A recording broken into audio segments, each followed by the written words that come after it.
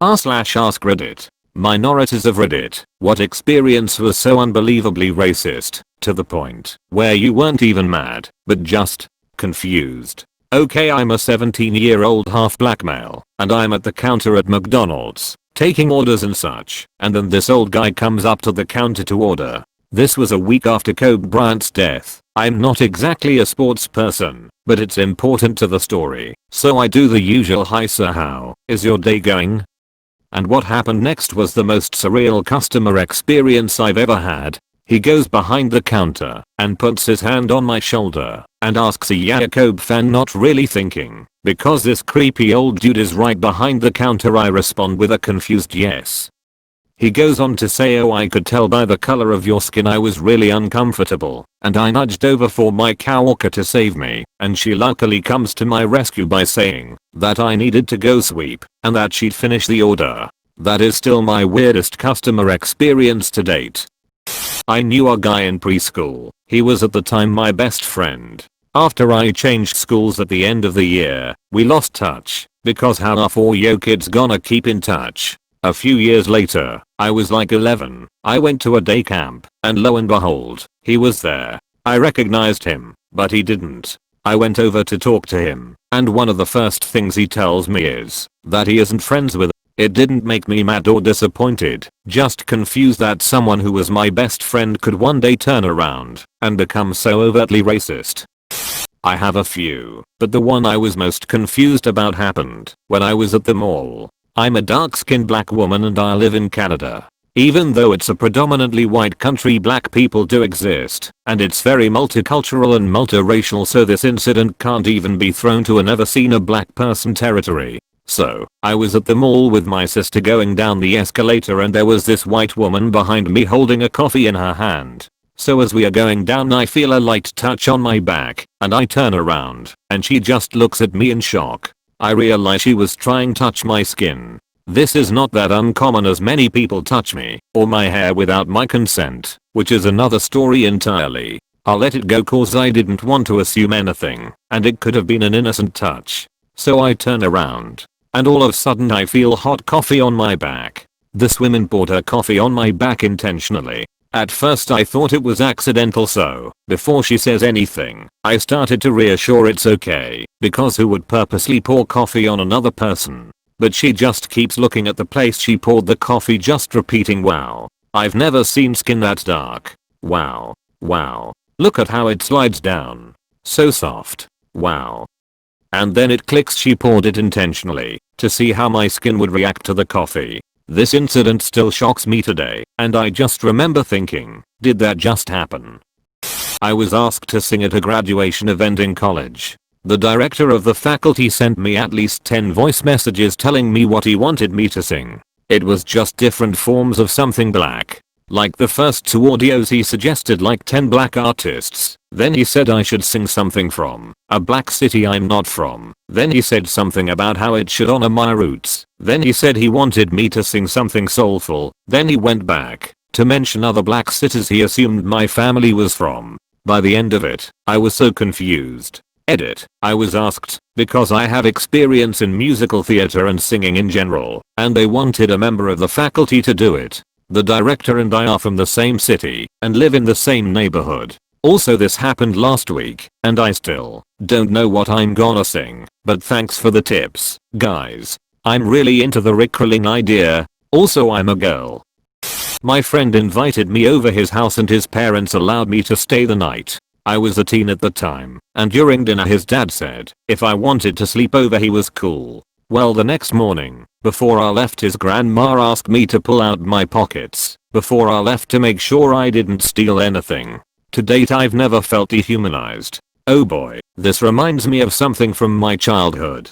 Back when I was in 2nd or 3rd grade, my siblings and I used to attend taekwondo lessons at a taekwondo master, Korean American woman's house in another town. When we got there, we would change out of our street clothes into our taekwondo clothes, which we carried in our school backpacks. We attended classes for several weeks, until one woman, known in modern nomenclature as a Karen, accused us kids of stealing things from the taekwondo master's home. The master asked us kids to dump out our backpacks. She wasn't able to find anything. Unfortunately, my mother was so embarrassed by the entire situation that she immediately took us out of the class and we never went back. I had a similar experience. My story didn't even happen in the US, but it's classism at its finest. I'm from South America, and I was selected to participate in a research in a prestigious private university in Mexico. I was broke. I was on an scholarship that paid my housing, and my parents helped me with some money for meals, but I didn't have much. So I participated very little in campus activities, didn't really go out much, because I didn't have money to pay for things, so I basically studied and went for walks. There was a lot of rich people in that uni. There was a girl who always looked at me funny, and I never really paid attention to her. She always had her room open and her friends over, against house rules, but it was not my problem. One day I had gone to wash my clothes. When I came back I found a bunch of people on my door, asking me to give it back. I had no idea what the issue was, so I told them I don't know what they're talking about. This girl told me I stole her iPod. I said I don't have an iPod. A few minimums later she came back with the dorm supervisor, who told me my room needed to be checked, because this girl was certain I stole her iPod. They trashed my dorm. They took the sheets out. They dumped my cereal on the floor. They checked every shoe, every book, everything. They even checked the mini fridge. Once they left I sat on the floor and cried, and cried and cried. Because I had no idea what had just happened. I was beyond confused. These people were the same as me. We are all Hispanic, all brown. To this day I still don't get it. I come from humble upbringings, but my family and myself work hard and are honest. I hope nobody has to endure that feeling, and I'm sorry that you did at such a young age. So I'm Filipino and my coworker once asked me if Asians could just hear really well. It took me a minute to understand what she was referring to. She thought that because Asians have small slanted eyes, that it meant our sight is impaired, and since one of our senses were impaired, obviously the other senses got a boost. Edit, because it keeps coming up. I would just like to clarify that she wasn't being malicious, she was learning. She just put some random dots together and somehow came to that conclusion. She asked me because she wanted an Asian person to weigh in. Am I the right type of Asian? Absolutely not. But that's what made it funnier. This unbelievably ignorant and racist incident happened over 3 years ago. We talked about it being racist, she apologized, and then we laughed about it. I still laugh about it sometimes, and I hope you guys find the humor in it too. Went to a bar while back visiting my hometown. Small town in the Midwest. Drunk, angry hillbilly looks at me and says filthy wetback. The brazenness took me off guard, so I wasn't even offended. After the situation sank in, I got my friends and we left, because who knows what a racist pose and his friends might try to pull if we hang out too long. Also, I'm Asian, so if he's not even smart enough to call me a ching-chang, he's probably more dangerous than a normal racist. Not my story, but one my coworker told me the other day. My coworker is native. She's got brown skin and long black hair. She was working at the register the other day and said hello to a white woman who came through, and this woman goes, the proper response is holla. So not only did she think my coworker was Mexican, apparently she thinks everyone is only allowed to greet people in what she believes to be their first language. My brother-in-law is Chilean with no European lineage. He has very dark hair and fairly dark skin. But he was adopted by an Orthodox Jewish family in Baltimore as an infant. Not only does he have an accent that is in no way foreign, he doesn't know any more Spanish than the average white American. He was at my birthday party a few years ago, as was one of my Mexican coworkers. Mucho gusto. CMOS llama rusted. Sorry, dude, I don't speak Spanish. Sometimes he'll be in gardening in his front yard. People will drive by and try to hire him. Thanks. I'm a mortgage banker. Edit. Guys, your Jewish banker jokes are neither clever nor are they appreciated. He's a musician and a former restaurateur. Banking is not the family business at all. He and my sister both work, and earning a steady income was pretty much a must for buying a house, raising 2 kids, and treating my sister the way she deserves to be treated.